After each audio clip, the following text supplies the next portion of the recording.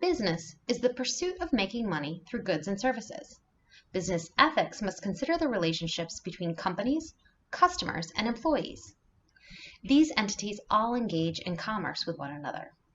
Issues like product safety, truth in advertising, and fair pricing are at the forefront of business ethics. Traditionally, the focus of responsibility has been on the shareholders, or owners, and those who own the stock in the business. The needs of shareholders supersedes the needs of all others. However, modern thought is more closely aligned with a stakeholder-centric view. It considers all aspects of the business, not just the people at the top. It takes a look at employees, customers, communities, and governments. When it comes to ethical behavior and financial manners, the business has a duty to all of its stakeholders. Examples of a new take on the traditional business model could be the flourishing business canvas, which looks at understanding the impact of products and services economically, socially, and environmentally.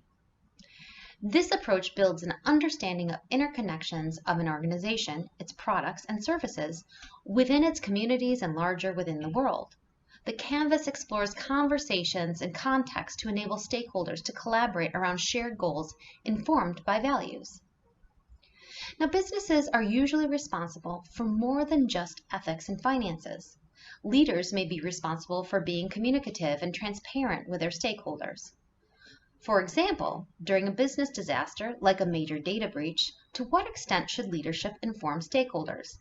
They may have legal obligations to inform, but they may also have ethical obligations that aren't covered by the law.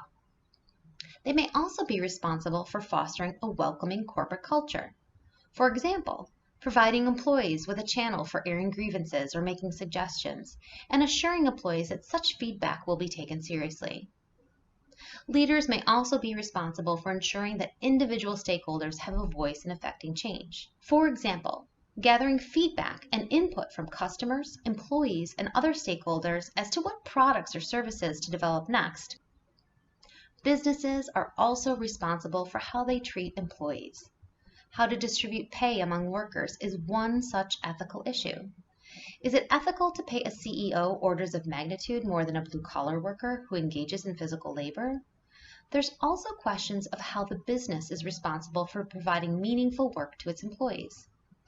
The onus might be on the organization to ensure the work they expect an employee to do is interesting and requires skill. Otherwise, the employee may become disaffected and unhappy in their lives.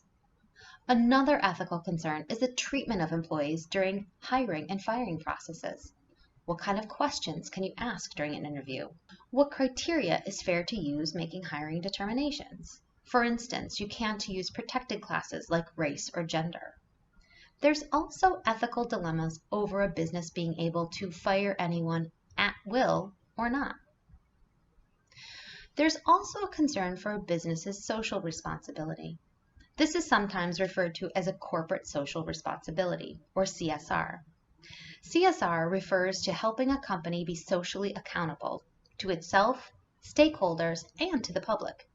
This encourages companies to be conscious of the impact they have on society, including social and environmental impacts.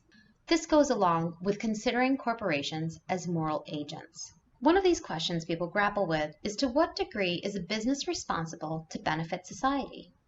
What if doing so harms the business in other ways, for instance, with its finances, reputation, or etc.?